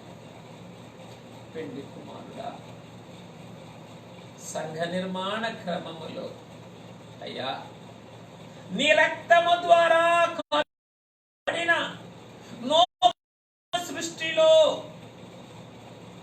ఏ రక్త కణముల ద్వారా ఈ మంటి పురుగును నీ మహిమకు మార్చుటకు నీవు నిశ్చయించినావో, ఏ రక్తము నా కొరకు ప్రయాసపడినదో ఆ రక్తమును బట్టి నీకు వందనములు అని ప్రభువును స్తుతించాలి. పరిశుద్ధాత్మ తండ్రి,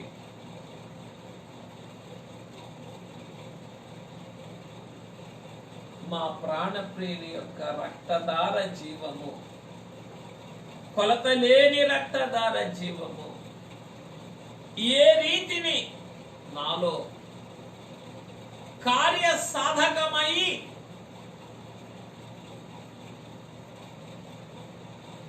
ఏ సంఘ ప్రస్థానములో నేను పాలిపాగా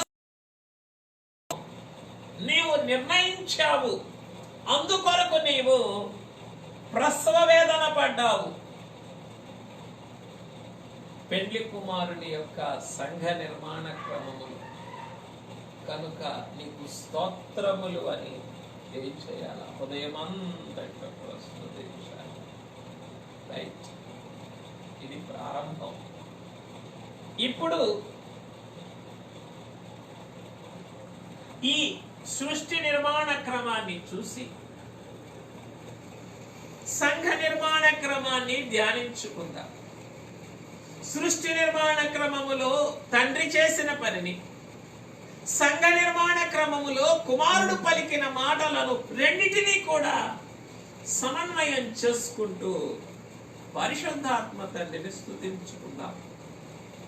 అదే ఈ దినము మన యొక్క 7 మాటల ధ్యానం. కనుక అయ్యా, నీవు ఆది కాలములో ఏమన్నావు? వెలుగు కలుగును గాక, లెట్ దేర్ బి లైట్. నీవు ఎప్పుడైతే వెలుగు కలుగును గాక అని అన్నావో, అప్పుడు నీలోనున్న వెలుగు, నీ లక్షణముల యొక్క తేజస్సు అంతా కూడా ఎక్కడికి వచ్చింది? ఆ సృష్టిలోనికి బయటకు వచ్చేసింది. That everything was in luminous radiance. అంతా కూడా నీ మహిమాన్వితమైనటువంటి తేజస్సుతో ఏమవుతూ ఉన్నది? ప్రకాశిస్తూ ఉన్నది. నాయనా, అయ్యా, ఎలాగునైతే అనంతమైన వెలుగు అన్ని లోకములకు సరిపడిన వెలుగు, అన్ని కాలములకు సరిపడిన వెలుగు నీలో నుండి వచ్చినదో, ఆ వెలుగుకు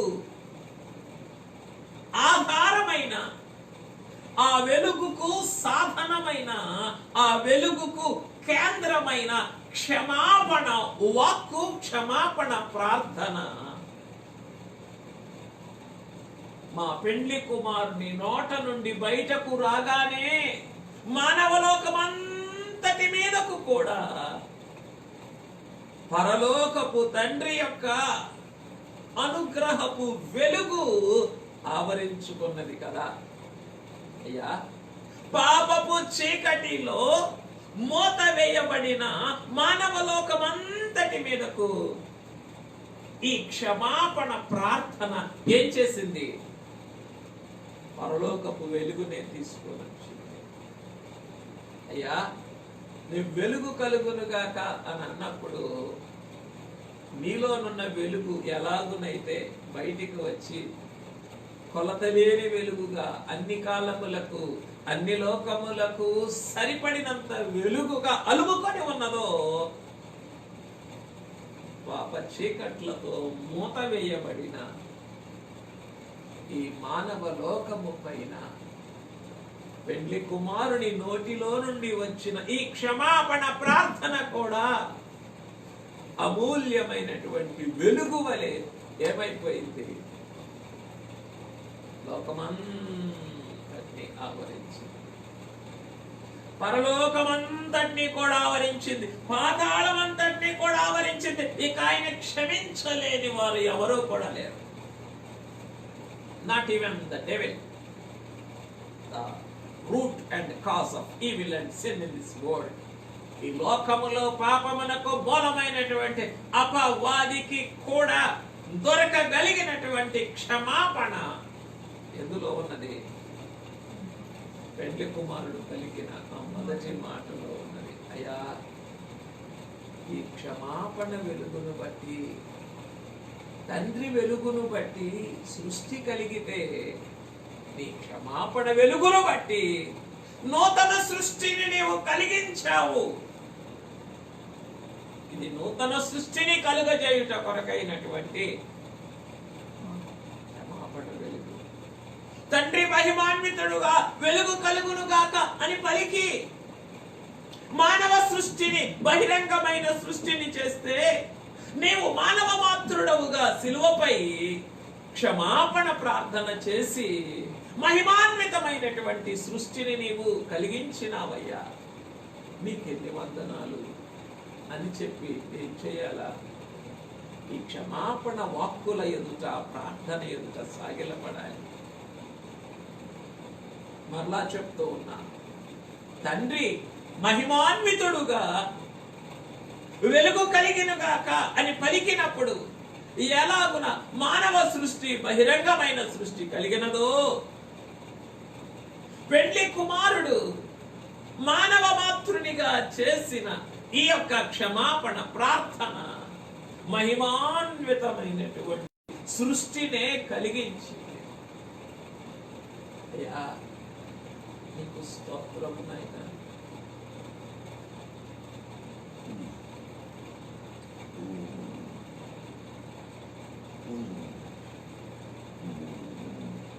పెండ్లి కుమారుడా, నీకు స్తోత్రము అని చెప్పి ఏం చేయాలి?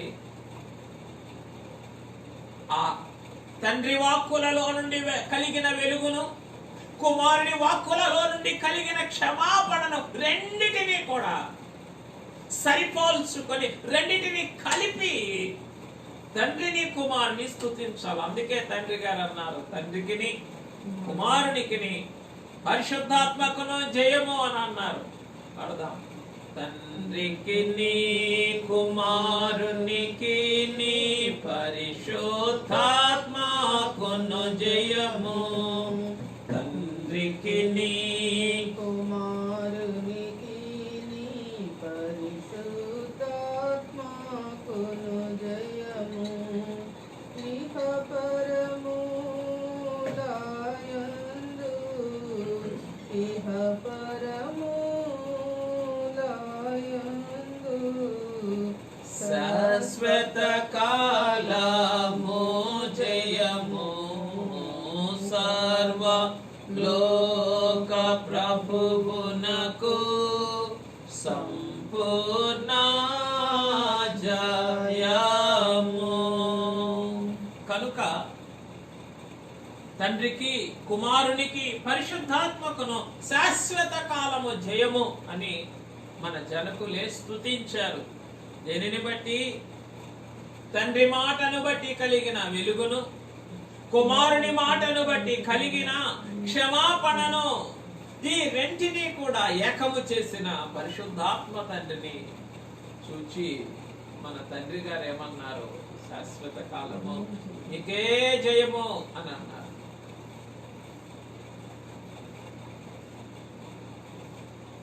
ఏ కుమారుడైతే క్షమాపణ దయచేశారో, క్షమాపణ కొరకు వేడుకొన్నారో, ఆ కుమారుడే ఏమన్నారు? నేను ఈ లోకములో ఉన్నప్పుడు లోకమునకు వెలుగును. I am the light of this world. నేను ఈ లోకమునకు ఆయనే వెలుగు, తండ్రే వెలుగు. తండ్రిలోండి వెలుగు ఎలా వచ్చినదో కుమారుని యొక్క వెలుగులో నుండి వచ్చినటువంటిదే క్షమాపణ. అయ్యా, నీ వెలిగింపు నూతనమైన సృష్టి అయి ఉన్నది అని మన తండ్రి గారే ఏం చేశారు? ప్రభువును స్తుతించారు, పరిశుద్ధాత్మ తండ్రిని స్తుతించారు. పరిశుద్ధత అనేటటువంటి ఉపవాస ప్రార్థన ప్రకరణంలోని పరిశుద్ధత అనేటటువంటి లక్షణములో ఏం చేశారు తండ్రి గారు? నీ వెలిగింపు నూతనమైన సృష్టి అయి ఉన్నది అని చెప్పి పరిశుద్ధాత్మ తండ్రిని స్తుతించారు.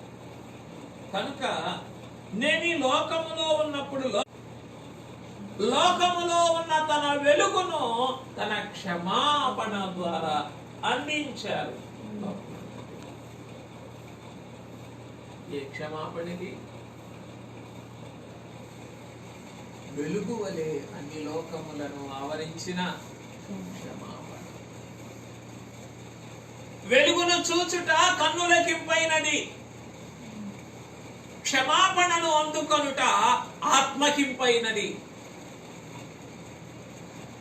కన్నులకు వెలుగు ఎంత ఇంపో, ఆత్మకు అంతరంగమునకు క్షమాపణ అంత ఇంపైనది. నీ వెలుగును పొందియే మేము వెలుగులో నడుచుచూ ఉన్నాము. అలాగే నీ క్షమాపణ పొందియే మేము నిన్ను వెంబడించుచూ ఉన్నాము, నీ కుమారులముగా మారుచూ ఉన్నాము. అయ్యా, ఎంత మహిమాన్వితమైనటువంటి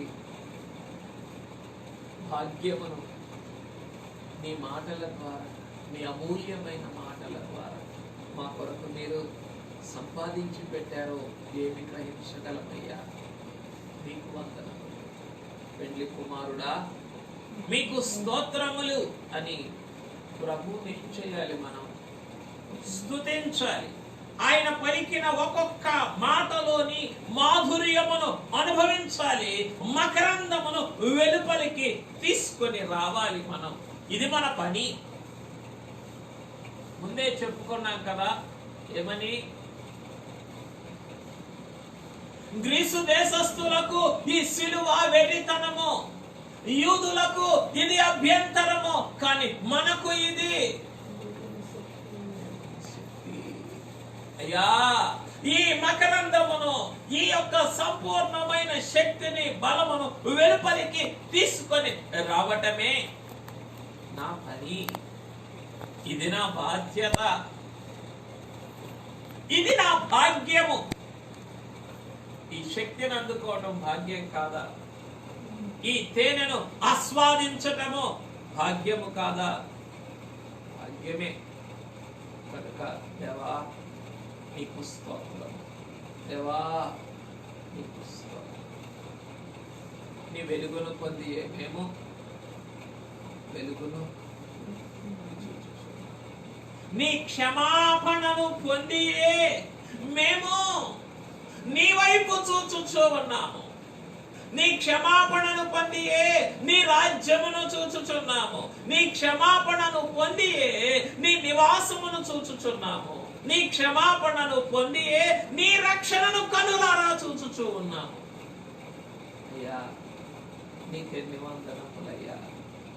What a great gateway that you have prepared for us with your forgiveness. ఈ నీ క్షమాపణ ద్వారా నీవు మాకు తెరిచినటువంటి ఈ గొప్ప ద్వారము ఎంత ఉన్నతమైనదో ఏమి గ్రహించగలమయ్యా. For everything this is the gateway. నీ వెలుగు ఎలాగున సర్వ సృష్టికి కూడా గొప్ప ఆరంభము, ఈ క్షమాపణ కూడా నాకు నీ అంతరంగమునకు, నీ మహిమలోకమునకు, నీ నిత్య నివాసమునకు ఇదే ఒక అద్భుతమైన ద్వారమయ్యా. నీకు స్తోత్రములు తండ్రి, స్తోత్రములు తండ్రి అని ప్రభువును మనము స్తుతించవలసిన వారమై ఉన్నాం. పెండ్లి కుమారుని ఎడల కృతజ్ఞత దృష్టిని మనమే కనపరచవలసినటువంటి వారమై ఉన్నాం. కనుక ఈ తలంపులతో 10 నిమిషములు ఈ మొదటి మాటను పలికిన పెండ్లి కుమారుని స్తుతించుకుందాం. కొంతసేపు ధ్యానము చేసి 10 నిమిషములు స్తుతించుకుందాం. 7 మాటలు పలికినావా ప్రభువా, 7 ముఖ్యాంశములు ఎరుక పరచితివా. 7 మాటలు పలికినావా. పెండ్లి కుమారుడు అయిన తండ్రి, మీ మిక్కుటమైన ప్రసవ వేదనలో అయ్యా, ఈ అల్పుల కొరకు, ఈ మానవ మాతృల కొరకు అమూల్యమైన 7 మాటలను పలికిన తండ్రి, మీకు వందనములు, వందనములు, వందనములు అయ్యా. వెలుగు వలె కమ్మివేసిన మాట, జీవము వలె ఆవరించిన మాట, పాప దుర్గంధముతో నిండిన లోకమునకు మహిమ పరిమళములు వెదజల్లిన మాట అయ్యా. ఆవరించుకొనిన మాట, కమ్మివేసిన మాట, వెదజల్లిన మాట, నిలువబెట్టిన మాట, మార్గములోనికి తెచ్చిన మాట, ద్వారము తెరిచిన మాట, సింహాసనముపై కూర్చుండబెట్టుకున్న మాట. తండ్రి, నీ ప్రేమంతటిని కూడా నాయనా ఈ మొట్టమొదటి మాటలో పళ్ళున లోకమంతటి కూడా ముంచివేశాం. ఎలాగున వెలుగు ఆవరించుకున్నదో, within a fraction of a second the whole universe was illuminated. The moment you spoke the word, let there be light. వెలుగు కలుగును గాక అని నీవు పలికినప్పుడు ఈ విశ్వమంతా కూడా, అనంతమైన విశ్వము ఎలాగునని వెలుగుతో నిండిపోయింది. ఈ క్షమాపణ పలుకు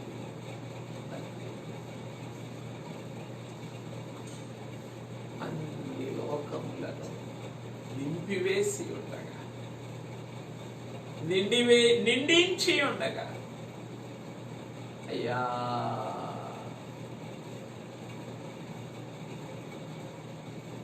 జ్ఞాన పరిమళములు, మహిమ పరిమళములు అయ్యా, మహిమ మార్గ పరిమళములు, మహిమ సింహాసన పరిమళములు, మహిమలోక పరిమళములు, మహిమదూతల పరిమళములు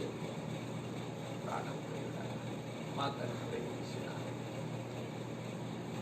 ఎలా నిరుణం తీర్చుకోగలమయ్యా. అయ్యా, పాపాంధకారములో మునిగిన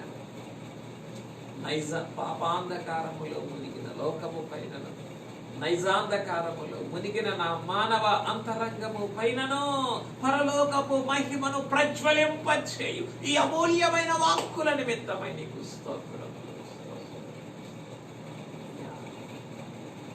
What a great light that you have shed with your very first word on the cross. ఈ సిలువపై పలికే మొట్టమొదటి మాట ద్వారా ఎంత గొప్ప వెలుగును ఆయన ప్రజ్వలింపచేశారు. Now your cross is beaming bright. ఇప్పుడు నీ సిలువే అయ్యా మహిమను తేజరిల్లిపోతున్నదయ్యా.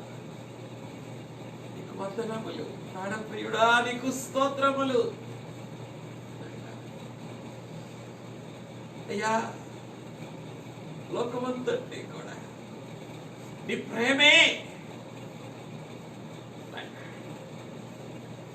అగాధ జలములు ప్రేమను అర్పజాలవు. ఈ ప్రేమాగ్ని చేత తండ్రి లోకమంతటిని మండిస్తూ ఉన్నట్లుగా ఇక నీ సిలువే ఇది ప్రేమ అగ్నిగోళము వలె మండుచూ ఉన్న నీ ప్రేమాంతరంగముతో ఈ సిలువ నాయన తేజరిల్లుచూ ఉండగా ఈ సిలువ ఎదుట సాగిలపడుచు ఉన్నాము. వెండి కుమారుడా, ప్రాణప్రియుడా, ఎంత మహిమాన్వితమైన సిలువను మా ఎదుట ఉంచవయ్యా. ఎంత మంగళకరమైన మాటతో అయ్యా సిలువకు అప్పగించబడిన నీవు ఈ సిలువను నీ సింహాసనముగా చేసుకొని ఎంత మహిమాన్వితమైన మాట మా కొరకు పలికినావయ్యా. నీకు స్తోత్రం. ప్రాణప్రియుడా, వెలుగును చూచున క్షమాపణ ఆత్మకి పైన సెలవిస్తుంది. అయ్యా అయ్యా ఈ క్షమాపణే కదా మా ఆత్మకి పైన. అయ్యో అపరాధములను చేపరచిన మాట కేవలమైన క్షమాపణ తిరిగి బ్రతికించి ఈ వెలుగులోని నీ అంతరంగం నీ నూతన సృష్టి యొక్క వెలుగులోనికి నీ సంఘ నిర్మాణం యొక్క వెలుగులోనికి తొడుకొని వచ్చి ప్రాణప్రియుడ స్తోత్రములు స్తోత్రములు ఈ మానవ మాత్రులు ఈ కొద్ది స్తుతులను అంగీకరించు.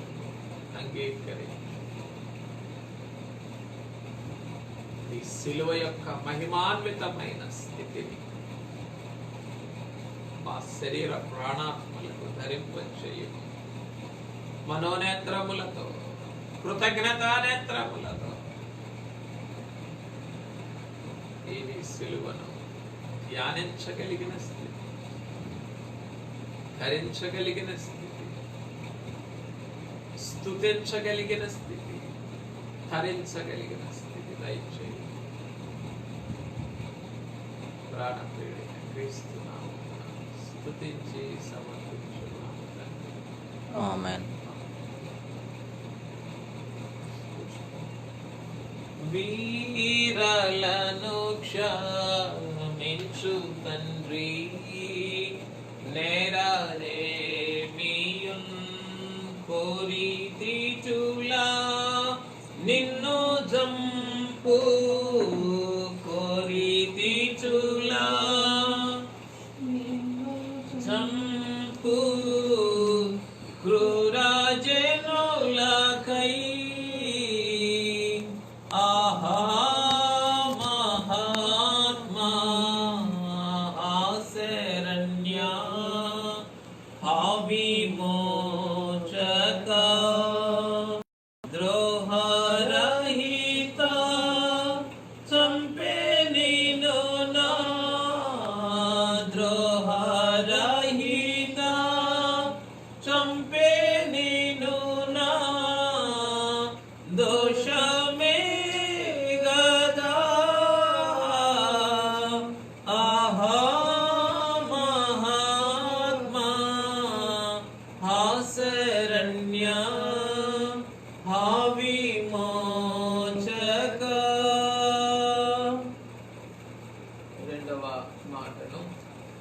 ధ్యానం చేసుకుందాం.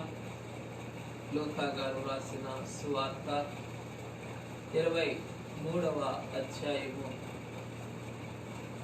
43వ వచనము. అందుకు ఆయన వానితో, నేడు నీవు నాతో కూడా పరదైసులో ఉండువని నిశ్చయముగా నీతో చెప్పుచున్నానెను. ఆమేన్. చిన్న ప్రార్థన. తండ్రి, నీ మాట,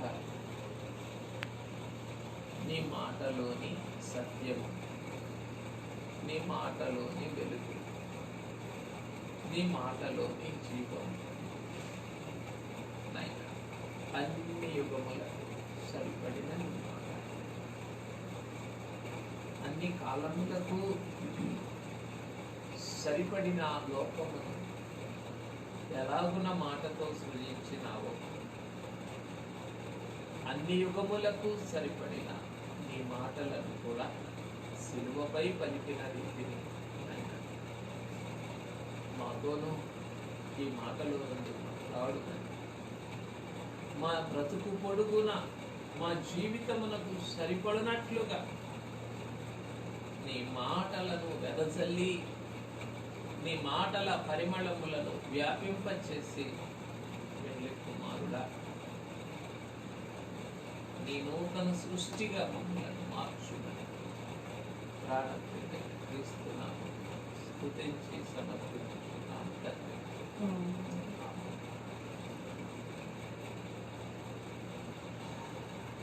పెండ్లి కుమారుడైన తండ్రి సిలువపై పలికిన రెండవ మాట, నేడు నీవు నాతో కూడా పరదైసులో ఉండువని నిశ్చయముగా నీతో చెప్పుచున్నాను. మొదటి మాటను ఆయన పలికినప్పుడు ఎలాగున వెలుగు కలిగినదో, ఎలాగున వెలుగు కలిగినప్పుడు ఆయన వెలుగును చీకటిని వేరుపరిచారో, అలాగే ఈ క్షమాపణ అనే మొదటి మాట ఏం చేసింది? శాపగ్రస్తమైన స్థితి నుండి, పాపభరితమైన స్థితి నుండి లోకమంతటిని, సర్వమానవులను వేరు చేసి తండ్రి యొక్క వెలుగులోనికి మనలను చేర్చుకున్నారు. క్రమములో పెండ్లి కుమారుడు సిలువపై పలికినటువంటి రెండవ మాట, నేడు నీవు నాతో కూడా పరదైసులో ఉండువని నిశ్చయముగా నీతో చెప్పుచున్నాను. క్షమించినటువంటి మానవులను, క్షమించిన శత్రువులను, క్షమించిన తన పొరుగువాడైనటువంటి దొంగను ఏం చేస్తూ ఉన్నారు ఆయన ఈ మాటలో? తనతో పాటు పరదైసు పరలోకమునకు తీసుకొని వెళుచు ఉన్నారు. రక్షించబడిన పాపిని క్రైస్తవ సంఘమును పూటకోళ్ల వాని ఇంటిలో ఉంచి ఆయన మరలా వచ్చి తనతో తీసుకొని వెళ్ళుటకు ఏం చేస్తూ ఉన్నారు? ఈ వచనములో ఆయన మాట్లాడుతూ ఉన్నారు. దొంగల చేతిలో చిక్కి దోచుకొనబడి, గాయపరచబడి, కొరప్రాణముతో త్రోవ ప్రక్కను విడువబడిన బాటసారిని ఎలాగున ఆయన చేరదీసి పూటకోళ్ల వాని ఇంటిలో చేర్చి మరలా తిరిగి వచ్చి తనతో ఉండుటకు తీసుకొని వెళ్ళుటకు వస్తానని చెప్పారు. ఆ ఉపమాన క్రమములోనే ఏం చేస్తూ ఉన్నారు ఆయన? ఈ మాటలో తనతో తీసుకొని వెళ్తూ ఉన్నారు ఆయన. నేడు నీవు నాతో కూడా పరదైసులో త్రోవ ప్రక్కన పడిన వాని స్థితిని చూచి కనికరించి వాని మీద జాలిపడి, అక్కడ ఉన్నది ఆ మంచి సమరయుడు ఏం చేశారట? వాని మీద జాలిపడి వాని దుస్థితిని క్షమించి, కొట్టబడిన స్థితిని క్షమించి ఏం చేశారు? ఆయన సంఘమును పూటకోళ్ల వాని ఇంటిలోనికి తీసుకొని వెళ్ళి 2 దేనారములు ఇచ్చి సంరక్షించుమని అప్పగించారు. అక్కడ నుండి ఏం చేస్తూ ఉన్నారు? ఆయన మరలా వచ్చినప్పుడు తిరిగి తీసుకొని వెళ్ళారు. ఈ చరిత్ర అంతటిని కూడా తన ప్రక్కన ఉన్నటువంటి దొంగకు ఆ క్షణములోనే ప్రభువు జరిగించారు. మానవులేమో సిలువ వేశారు, తండ్రేమో పరదేశుకు చేర్చుకున్నారు.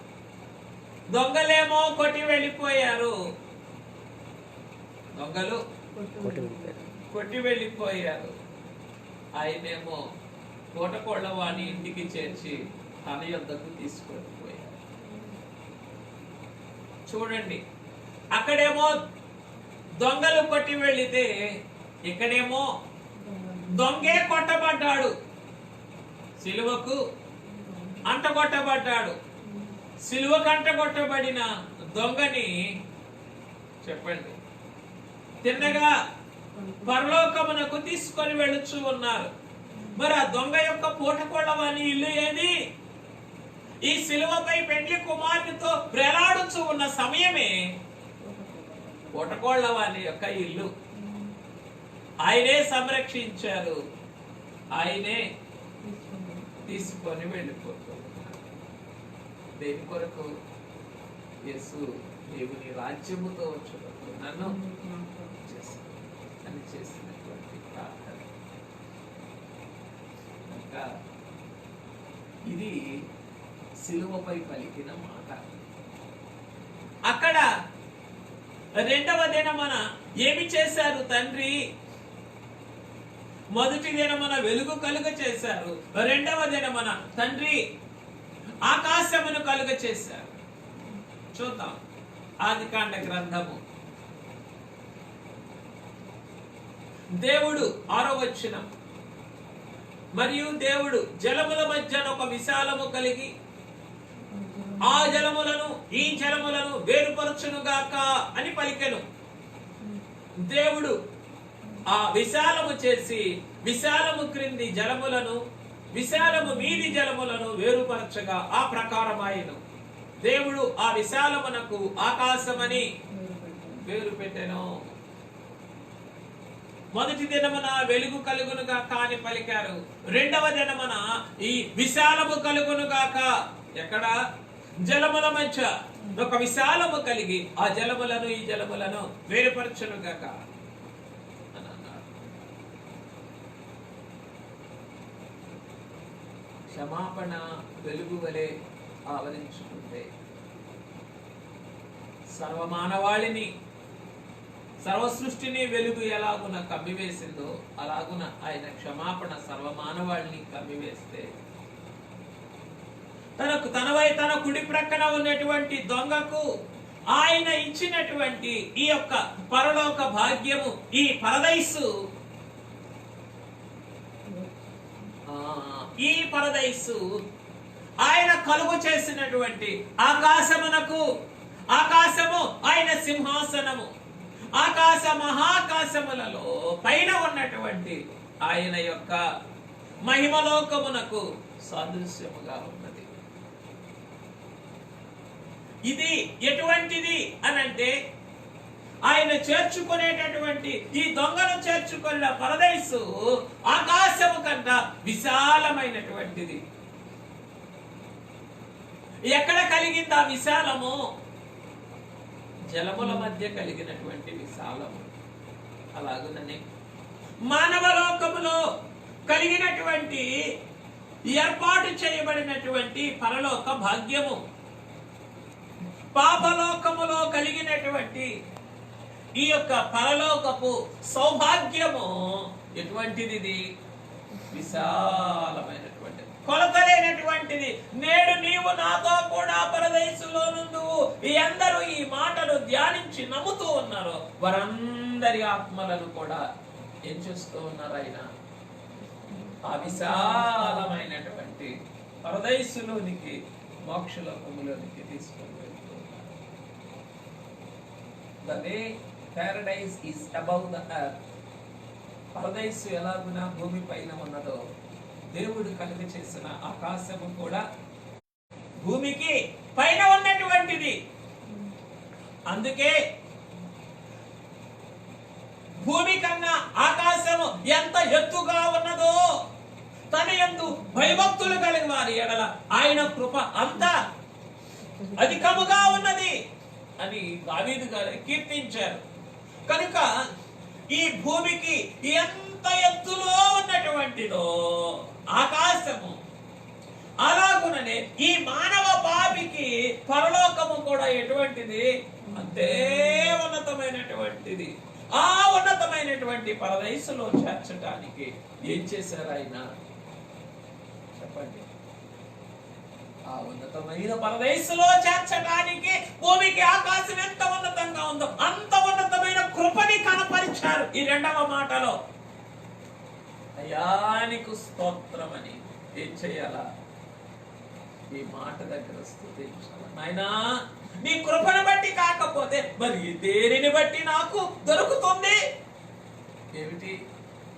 నీతో కూడా ఉండగలిగేటటువంటి భాగ్యము, నీతో కూడా బయలుదేరగలిగినటువంటి భాగ్యము, నీతో కూడా పరదేశంలో ఉండగలిగినటువంటి భాగ్యము.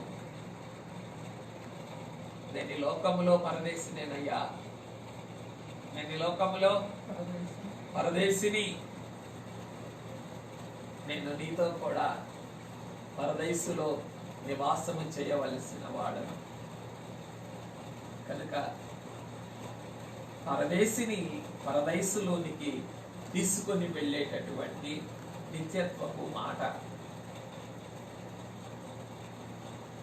క్రింది లోకములో కప్పబడినటువంటి సృష్టి లోనికి, జలముల లోనికి ఒక విశాలమును కలిగించి, ఆ విశాలమును ఎలాగునైతే ఆయన వేరు చేసి పైకి పంపించి మీది విశాలమును, క్రింది విశాలమును ఆయన వేరు చేశారో, అలాగే పెండ్లి కుమారుడు చెప్పండి మానవ లోకములో ఉన్న మనకు విశాలమైన కొలతలేని కృపను చూపించి తన యొక్క పరదేశులోనికి తీసుకుని వెళుతూ ఉన్నారు. అందుకే ఈనాటికి కూడా చెప్పండి, అందుకే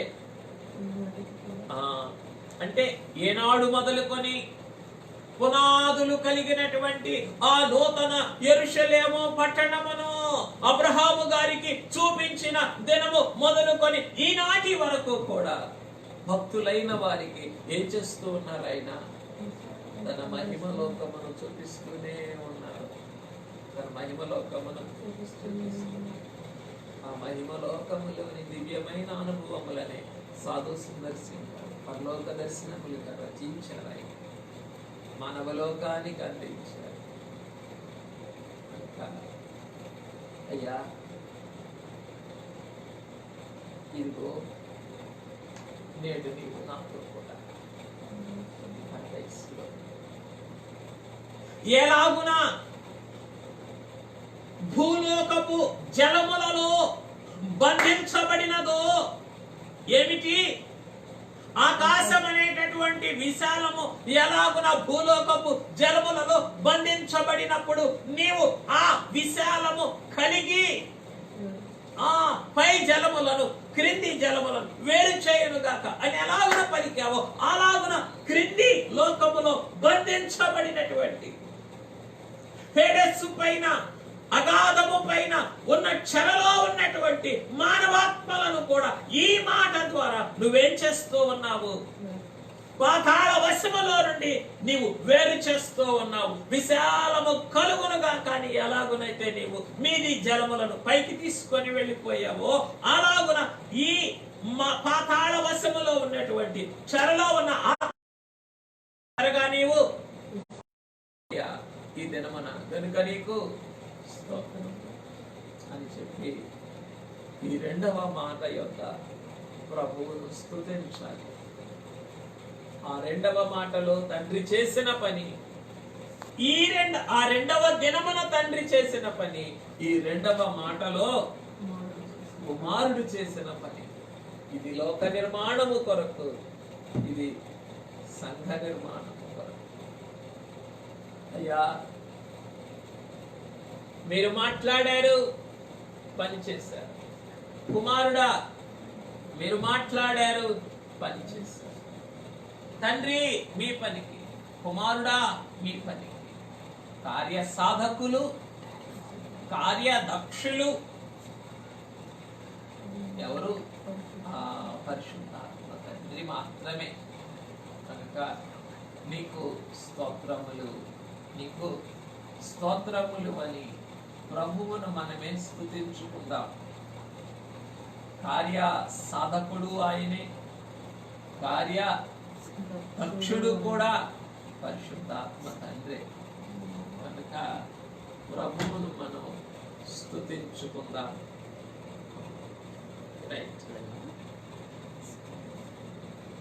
అతడేటి యోరాములచి ఆకు వాడనిదై తగిన, అతడేటి యోరాములచి ఆకు వాడనిదై తగిన, ఋతువు నాగాయు చేటై హెచ్చరిల్లును గానా, ధన్యుడు దేవా మానవుడు,